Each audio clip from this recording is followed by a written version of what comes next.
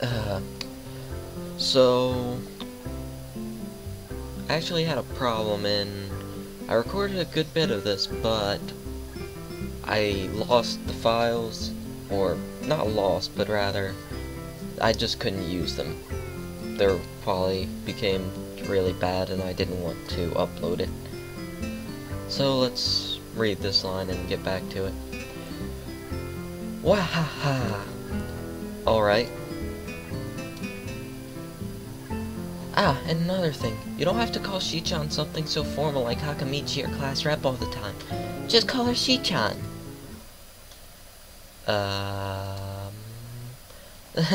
Okay, maybe that's too casual. Maybe Shizune would be more appropriate? Yep, Shizune's fine. Heh, okay, that would be a lot easier for me. I feel a lot more at ease. Both of them seem so friendly, so I feel like an idiot for being so apprehensive earlier. Especially about Shizune, who I assumed would be all business.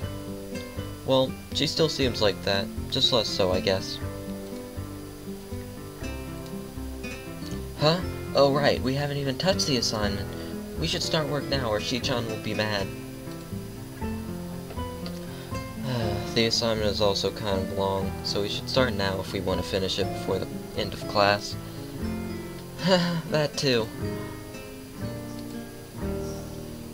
Shizune glares at the two of us impatiently. I don't need to know sign language to understand that.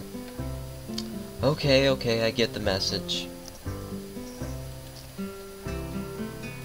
After class we can take a walk around the grounds together. It's a nice day today, okay?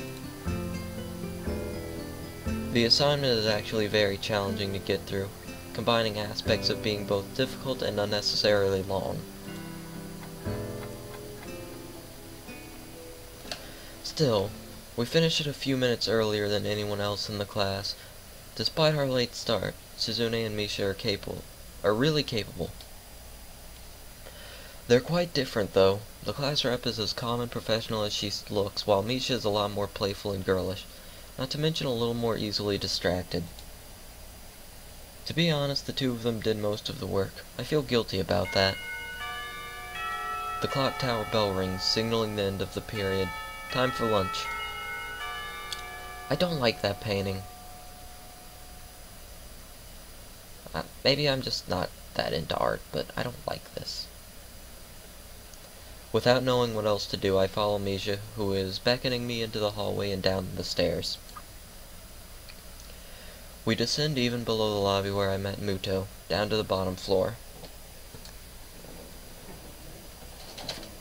Just like everything in the school, the cafeteria seems too spacious and oddly modern in contrast to the classic exterior. I just realized my sock's inside out. That's an odd thing to bring up. Its big windows open to the courtyard towards the main gate. It's the cafeteria! You know what, I don't blame you, Misha. When I went to school, I was also excited to go to the cafeteria, mostly because of it not being in class.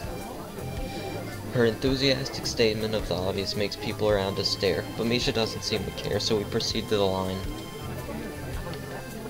There is a rather long list of menu options, which seems great until I realize that many of them are to accommodate students who need special diets.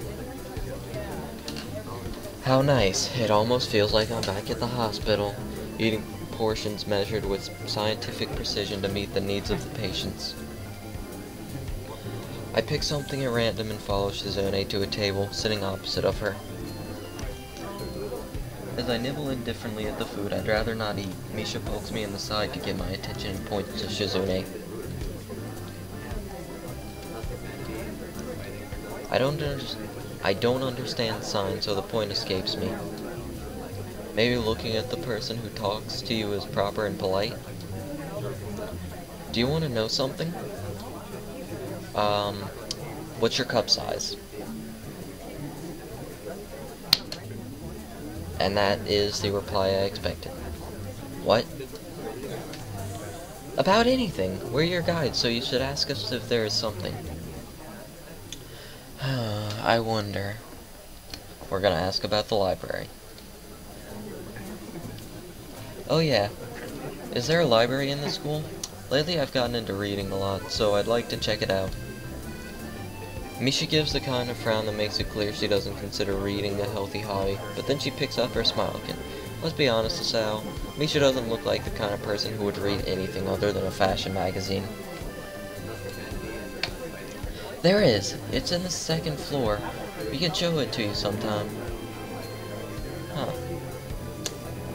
I never really paid attention to it, but in the second floor. I suppose the better wording for that would be on the second floor. Thanks. I return to my food while the girls talk between themselves. Misha and Suzune sign back and forth very animatedly, throwing sideways glances at me, but Misha refrains from translating. Maybe they are talking about secret girl stuff or something. Like various conspiracies. Enough of that. Back to reading. I quickly notice a conversation inside is not enough to fill a silence. We arrive in the classroom early, but we're not the first. The dark-haired girl I noticed before slumped over her desk at the last row. She jumps a little when Misha crashes into the room with the elegance of a rhino. Fucking Misha. She shrinks deeper into her seat. I can feel her tension all the way from here, as if she were slowly turning into stone just from our presence. Misha and Shizune either don't notice or don't mind it, as they walk directly past her to their seats and begin to converse. I'm left wondering about her, even when the classroom slowly fills with other students and finally the teacher. Getting into the rhythm of school feels strange. It's as if my brain remembers how this is done, but my body doesn't. Towards the end of class, I start yawning and counting the minutes left. How long do we have left with this? I shouldn't be this tired on my first day of school. Maybe it's the long time spent in the hospital that made me like this. I'm even feeling physically weak and lifeless. Like a zombie. Hisao is a zombie. Before long, the final bell rings. School is finally over for the day. Beside me, Misha and Shizune are having a short conversation. After a bit of deliberation, Misha turns to me. Unfortunately, we can't stay and show you around today, Hichan. We've got to hurry already, since there is a lot of work for us to do. You'll find your way around here, I'm sure of it. Ah, wait! The teacher said I'd have to see the nurse. Where do I have to go? Is that so? We can at least show you that much. Come on, the nurses have their own buildings, so we have to go outside. We join the flow of students making their way down the stairwell and outside, with the girls pointing out other senior classrooms in the same hallways as ours. When we get outside, the girls make their way to smaller buildings right next to the school. It's built in the same style, so it looks like it's actually a part of the main building. This is the auxiliary building here. There's a lot of official and important stuff inside, like the Yamaku Foundation office and all the nurses' offices. They even have a swimming pool! How is that official? Don't be silly, Hichan. It's for physical therapy, of course. Anyway, all the nursing staff facilities are in there too. The head nurse's office is on the first floor. You'll be fine from here, right? We'll be going then. See you tomorrow. Yeah, thanks. Bye. Old building for stuff that has nothing to do with the actual education. I guess it's necessary for a place like this. I walk in hoping that this really will be only a quick visit like the teacher said. On a white door on the left is a green cross with the text, Head Nurse, and a nameplate. He only nurses the head. Nowhere else. Don't come to him with your heart problems. A voice from the inside responds to my knock almost immediately, but I can't quite make it out. It sounded a bit like an invitation to open the door, so I invite myself further in. Give me a second, I'm going to take a sip of my tea.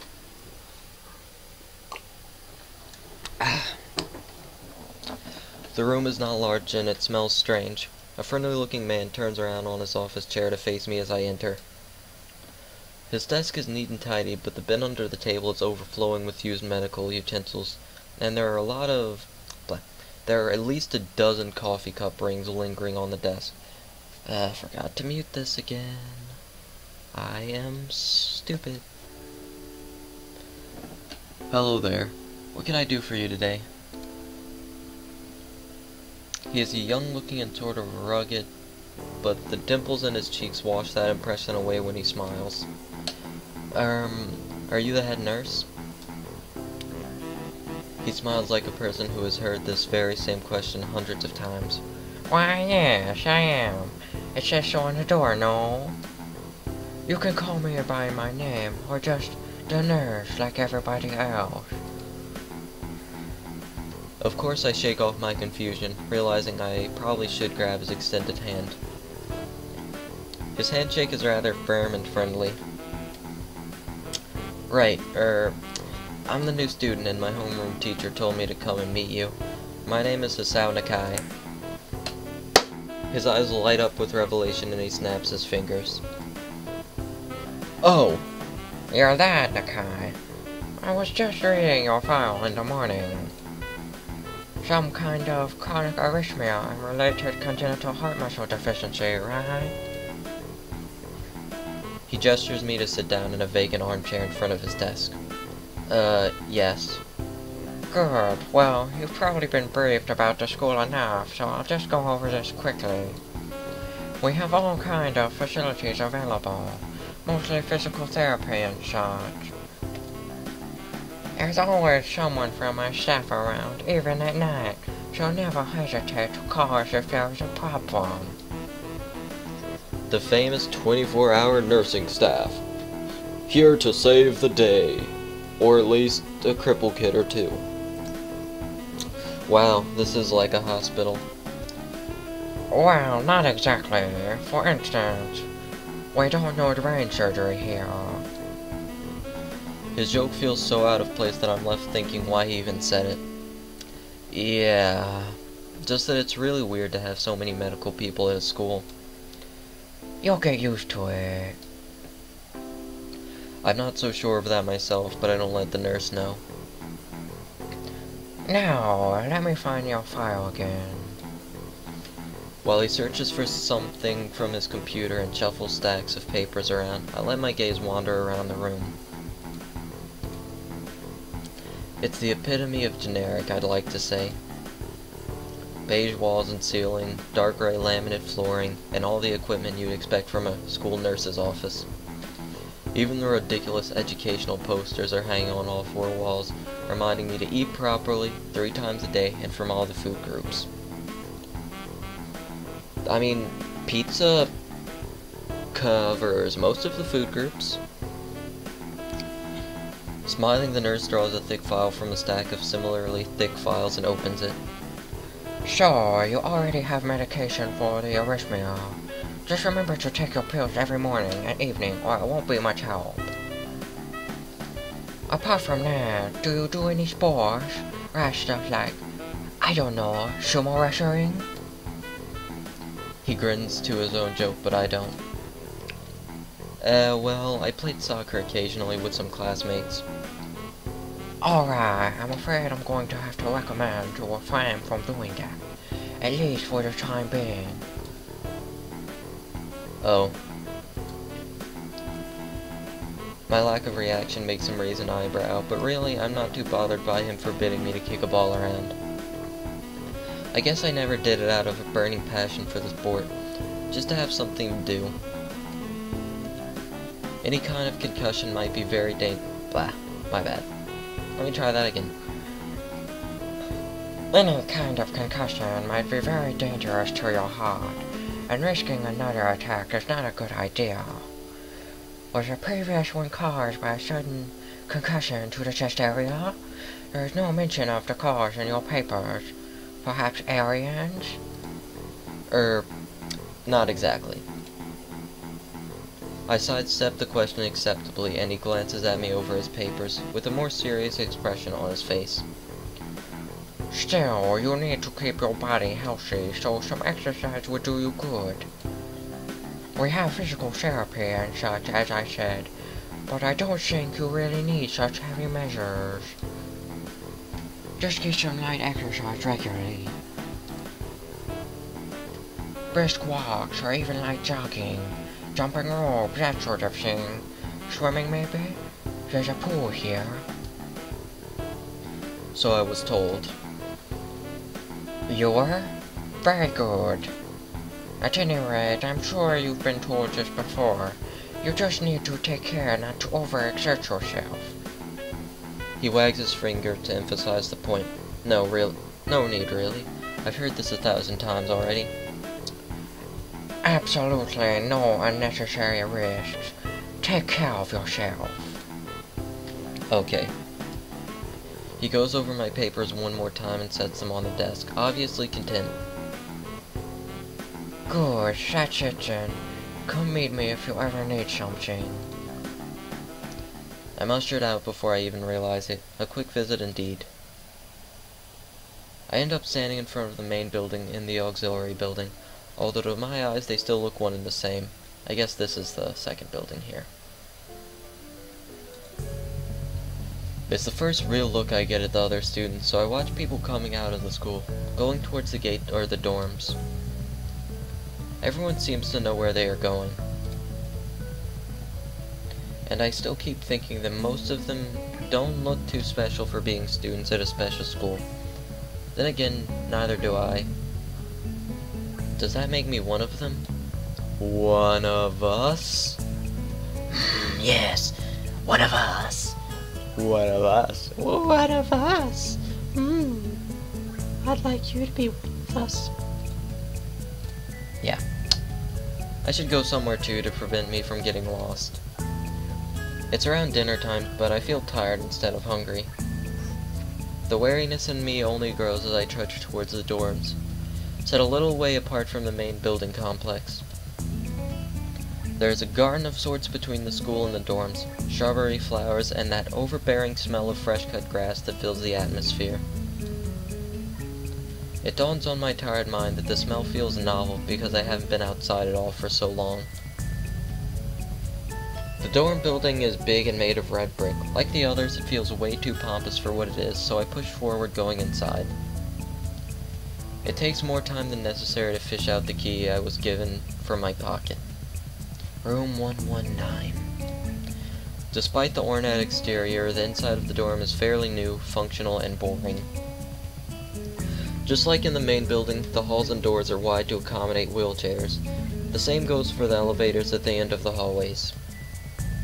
I poke my head around the corner of the common room door. Inside, a few students are watching the television. One nods and gives a quick hello before turning back to the TV. Seems that only the girls around here are sociable. I suppose that's perfectly fine with me. I climb the stairs to the upper floor. Here, small corridors branch off from the main hallway. Each of these minor halls seems to have a toilet and shower, as well as 4 rooms. About halfway down the hall I spy room 119. The nameplates on the rooms adjacent to mine are blank. I guess there are just 2 of us here. Light shines from below the door of room 117, so I knock lightly. Hello? Anybody home?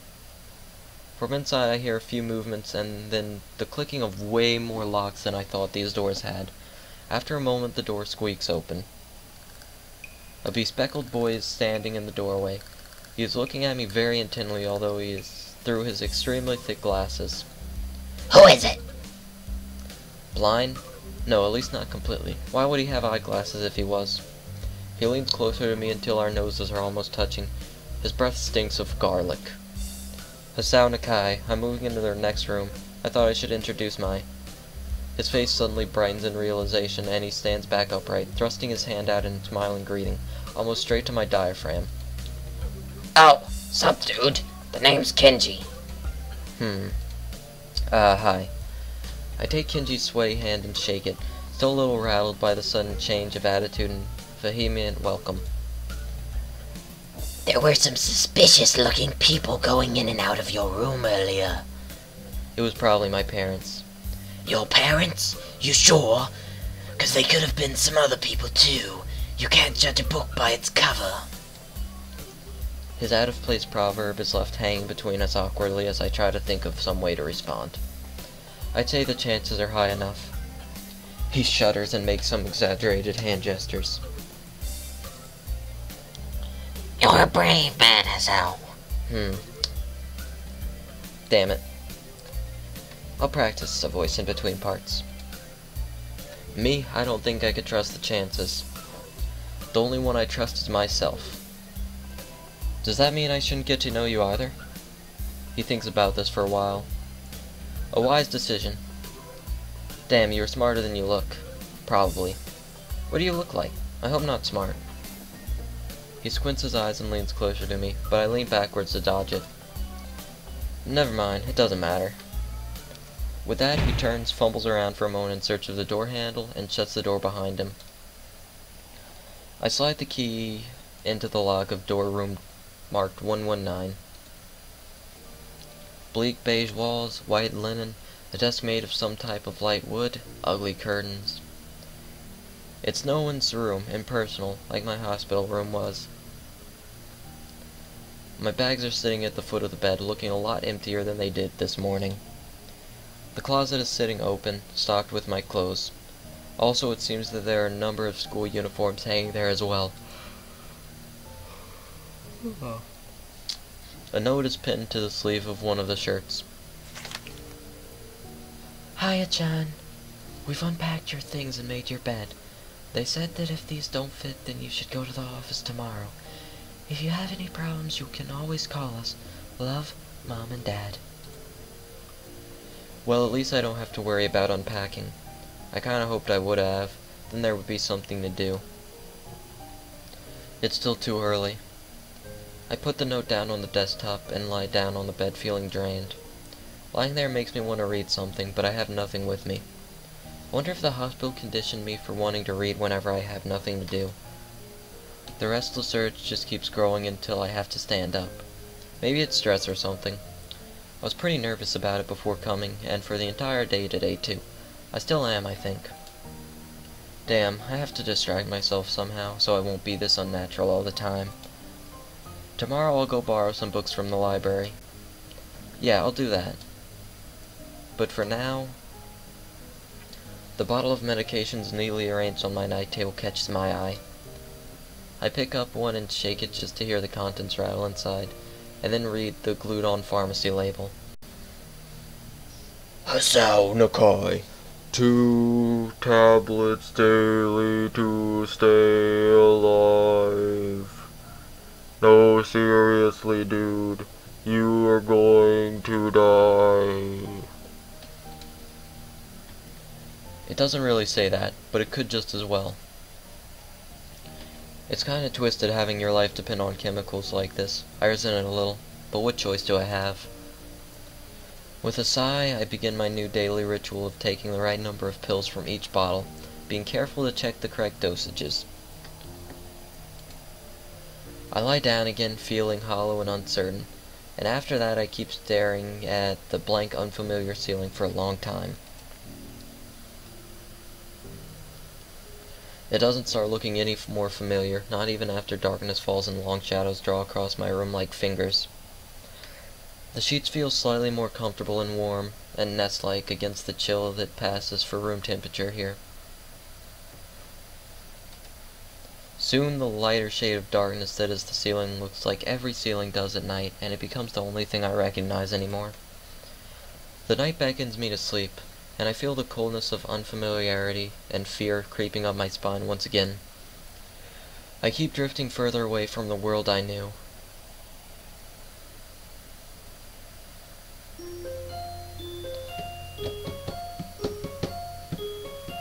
Yay, transition.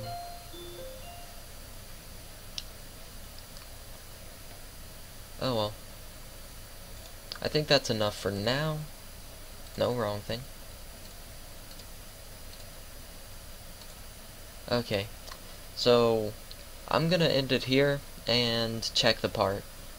So thank you guys for watching. Peace.